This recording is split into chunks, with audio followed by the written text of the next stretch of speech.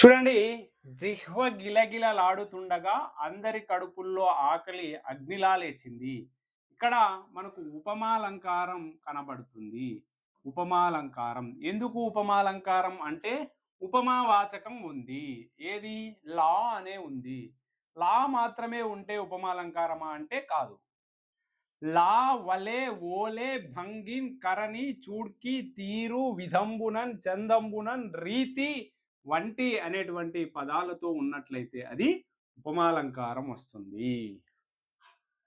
అంతటితో ఆగాడు కాదు బావగాడు. మరో అరగంటలో వంకాయలు కడిగించి బుట్టలో వేయించి అందరి దగ్గరకు ప్రదర్శనకు పట్టుకొచ్చాడు. చూశారా లేత వంకాయలు, లేత వంకాయలు, లేతవైన వంకాయలు. ఏ సమాసం? విశేషణ పూర్వపద కర్మధారయ సమాసం. మెంతి కారం పెట్టి కూర వండిస్తున్నాను, దగ్గరుండి కోయించుకు వచ్చాను అని అందరికీ చూపించి వెళ్ళిపోయాడు. ఆ తరువాత జనానికి వేరే ఆలోచనలు పోయేవి కావు. వంకాయ గురించే చర్చలు. వంకాయ ఎన్ని రకాలుగా కూరలు చేయొచ్చు? కాయ ఫలంగా వండితే రుచా, తరిగి వండితే రుచా? అసలు రుచి వంకాయలో ఉందా, వంకాయ తొడిమిలో ఉందా? ఇలా చర్చలు సాగేవి. ఇక్కడ కాయ ఫలంగా వండితే చూడడానికి మనకు చేకానుప్రాస అలంకారం మాదిరి కనిపిస్తుంది, కానీ ఇక్కడ కాయ అనేదానికి అదే అర్థం వస్తుంది, ఇక్కడ కాయ అనేదానికి అదే అర్థం వస్తుంది, కాబట్టి అది రాదు. నెక్స్ట్, మరో అరగంటకి నిగనిగలాడే వాక్కాయల బుట్టతో లేత చుక్క కూర మోపుతో వచ్చి అందరినీ పలకరించాడు. వాక్కాయ దివ్యమైన పులుపు చూడండి.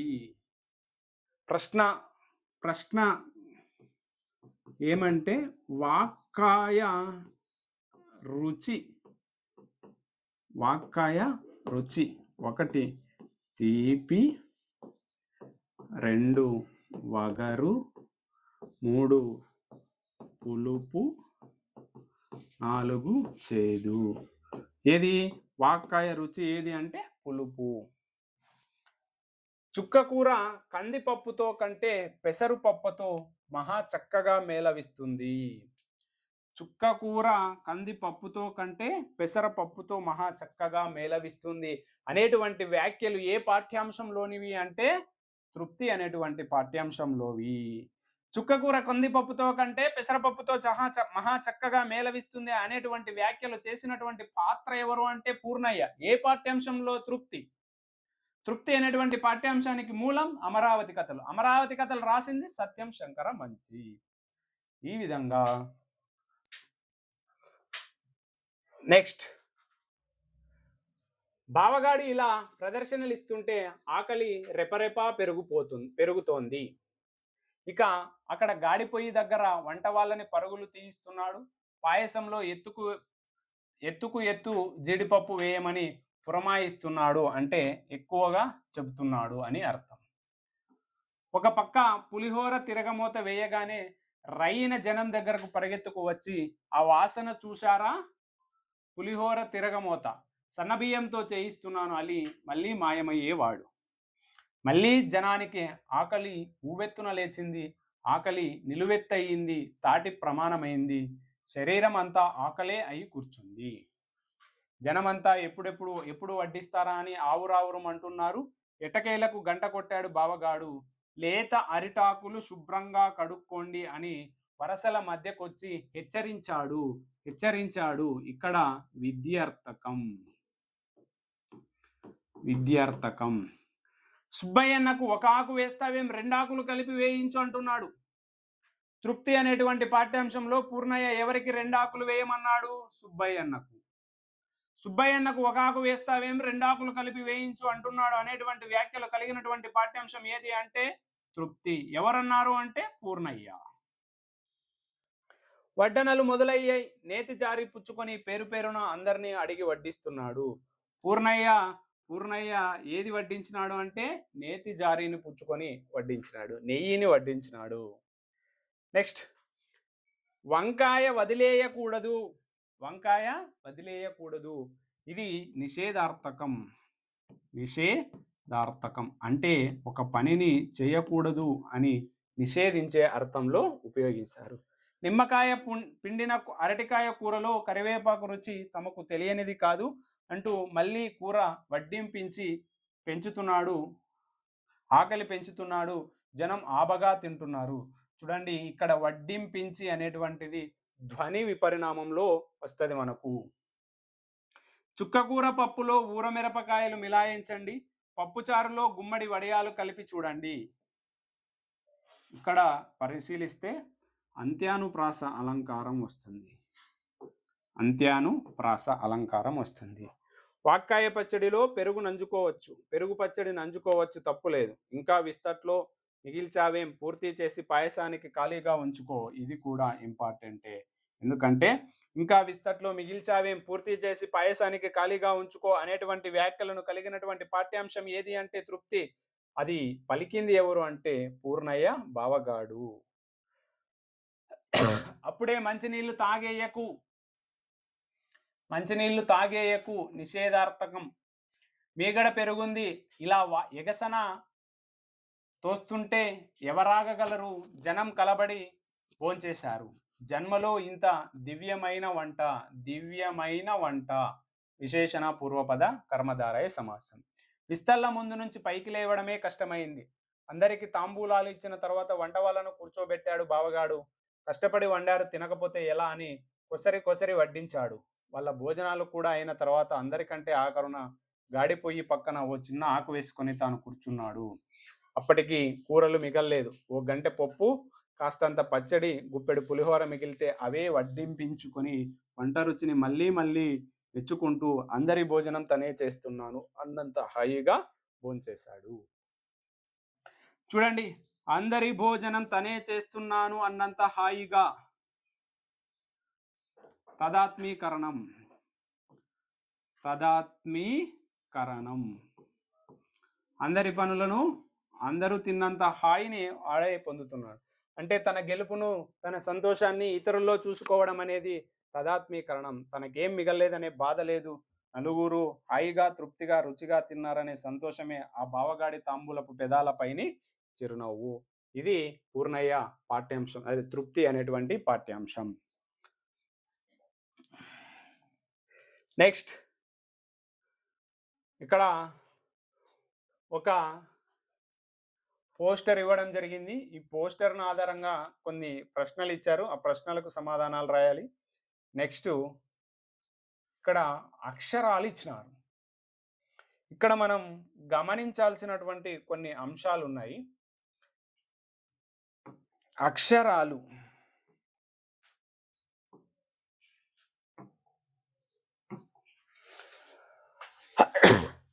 మనకు అక్షరం, ఇక్కడ కొన్ని మనం డిస్కషన్ చేసుకోవాల్సినటువంటి అంశాలు. ధ్వని, అక్షరం అనేటువంటిది గుర్తుంచుకోవాలి. ధ్వని వాగింద్రియం ద్వారా ఉత్పత్తి చేసే ఏ శబ్దమైనా ధ్వని అవుతుంది. అంటే నోటి ద్వారా వెలువడే భాష విషయంలో బయట ఏ సౌండ్నైనా ధ్వనిగా చెప్పవచ్చు, కానీ భాష విషయంలో మాత్రం వాగింద్రియం అంటే వాక్ ఇంద్రియం, నోటి ద్వారా వెలువడే ఏ శబ్దమైనా అది ధ్వని అవుతుంది. ధ్వని రెండు రకాలు, ఒకటి అర్థవంతమైన ధ్వని, రెండు అర్థరహిత ధ్వని. అర్థరహిత ధ్వని. అర్థవంతమైన ధ్వని అంటే పిల్లలు అన్నాం అనుకోండి, అర్థవంతమైన ధ్వని. పిల్లలు అంటే అర్థవంతమైన ధ్వని, లుల్లపి అంటే అర్థరహిత ధ్వని. అక్షరం, అక్షరం కొన్ని ధ్వనుల కలయికతో ఏర్పడేది అక్షరం. ఏది? కొన్ని ధ్వనుల కలయికతో ఏర్పడుతుంది. ఈ అక్షరాలు అచ్చులు, హల్లులు అని రకాలు. మరి ఒక హల్లులో అచ్చు దాగి ఉంటుంది. ఒక హల్లులో అచ్చు దాగి ఉంటుంది. ఫర్ ఎగ్జాంపుల్, గా అనేటువంటి అక్షరాన్ని, గా అనేటువంటిది ఒక అక్షరం.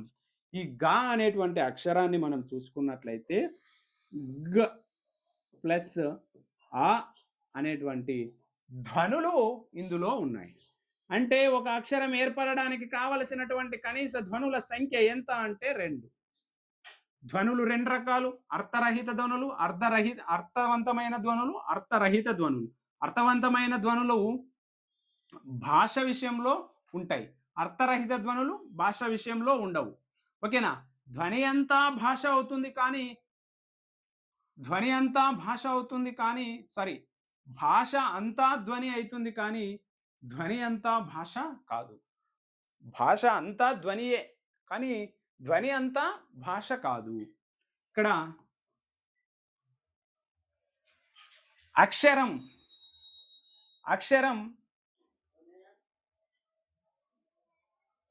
అక్షరంలో కొన్ని ధ్వనులు ఉంటాయి. ఇక్కడ మనం గా అనేటువంటి ఒక అక్షరాన్ని చూసుకుంటే గ ప్లస్ ఆ అనేటువంటి ఒక 2 అక్షరాలు సారీ 2 ధ్వనులు ఇందులో ఉన్నాయి. మనం పరిశీలిస్తే ఒక అక్షరం ఏర్పడాలంటే కావలసినటువంటి కనీస ధ్వనుల సంఖ్య ఎంత అంటే 2. చూడండి,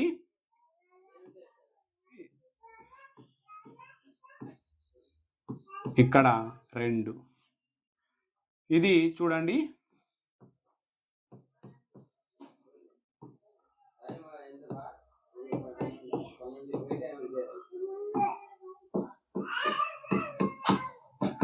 ఇవి ఇట్లా.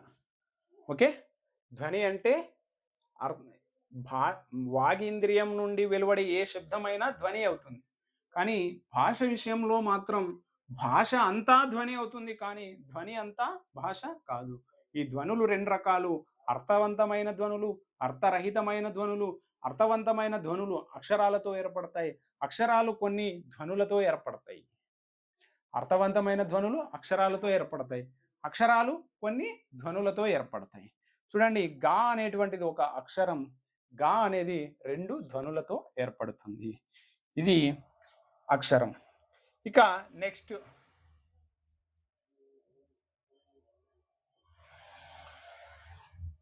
ఇక్కడ చూడండి, ఇక్కడ మనం పరిశీలించవలసినటువంటి అంశం ఏంటంటే ఒక హల్లుకు దాని ఒత్తు చేరితే అది ద్విత్వాక్షరం అంటారు. ఇక్కడ చూడండి, ఇవి అన్నీ కూడా ద్విత్వాక్షరాలే. ఇక్కడ మరి ఈ అక్షరం ఏర్పడాలి అంటే క క ఆ, ఇక్కడ చ చ ఆ. మరి ఎన్ని ధ్వనులు ఉన్నాయంటే 3 ధ్వనులు. ఎన్ని ధ్వనులు ఉన్నాయంటే 3 ధ్వనులు. ద్విత్వాక్షరంలో అక్షరాల సంఖ్య ఎంత అంటే 1. అక్షరాల సంఖ్య ఎంత ద్విత్వాక్షరంలో అంటే 1. ధ్వనుల సంఖ్య ఎంత అంటే 3. ద్విత్వాక్షరంలో ఉండేటువంటి ధ్వనుల సంఖ్య ఎంత అంటే 3. ద్విత్వాక్షరంలో ఉండే అక్షరాల సంఖ్య ఎంత అంటే 1. ఇది ద్విత్వాక్షరం. ఒక హల్లుకు దాని ఒత్తు చేరితే దానిని ద్విత్వాక్షరం అంటారు. ద్విత్వాక్షరంలో ఉండే అక్షరాల సంఖ్య 1, ద్విత్వాక్షరంలో ఉండే ధ్వనుల సంఖ్య 3. నెక్స్ట్ ఇంకా ఇక్కడ చూడండి, ఒక హల్లుకు వేరొక హల్లు ఒత్తు చేరితే దానిని సంయుక్తాక్షరం అంటారు.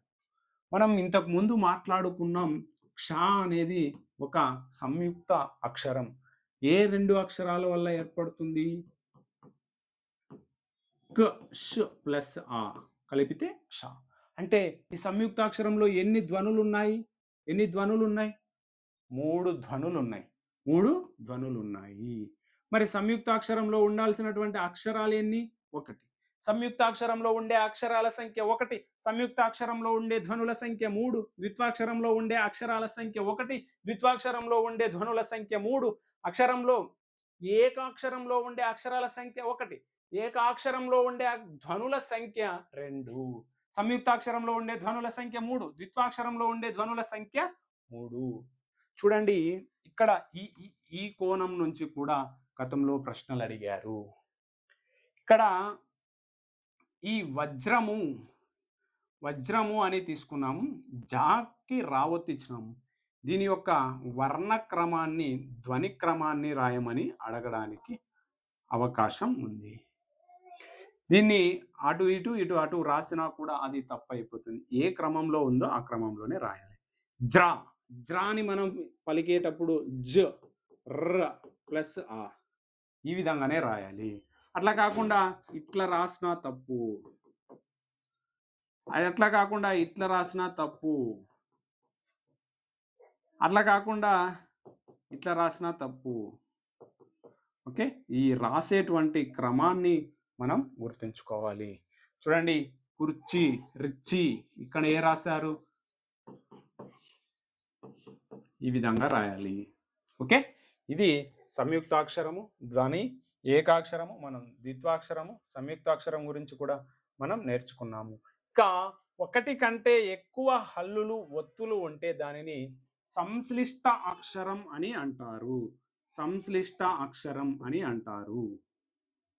సంశ్లిష్ట అక్షరంలో ఎన్ని ధ్వనులు వస్తాయో అనేటువంటిది చూద్దాం. ఒక అక్షరానికి ఒకటి కంటే ఎక్కువ ఒత్తులు ఉంటే దానిని సంశ్లిష్ట అక్షరం అంటారు. స్, త్, ర్, ఆ. స్త్రా అనేటువంటిది 4 ధ్వనులతో ఏర్పడింది. అంటే సంయుక్త ఒక సంశ్లిష్ట అక్షరం ఏర్పడాలంటే ఉండవలసినటువంటి కనీస ధ్వనుల సంఖ్య ఎంత అంటే 4. మరి సంశ్లిష్ట అక్షరంలో ఎన్ని అక్షరాలు ఉంటాయంటే 1. ద్విత్వాక్షరంలో ఎన్ని అక్షరాలు ఉంటాయి? 1. సంశ్లిష్ట అక్షరంలో ఎన్ని అక్షరాలు ఉంటాయి? 1.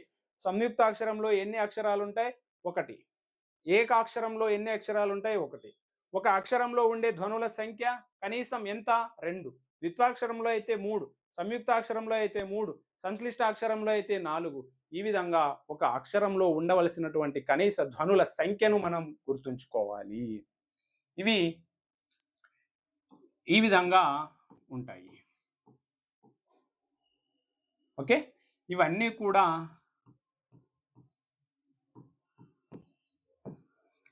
కూడా సంశ్లిష్ట అక్షరాలు. ఓకే, నెక్స్ట్ తదుపరి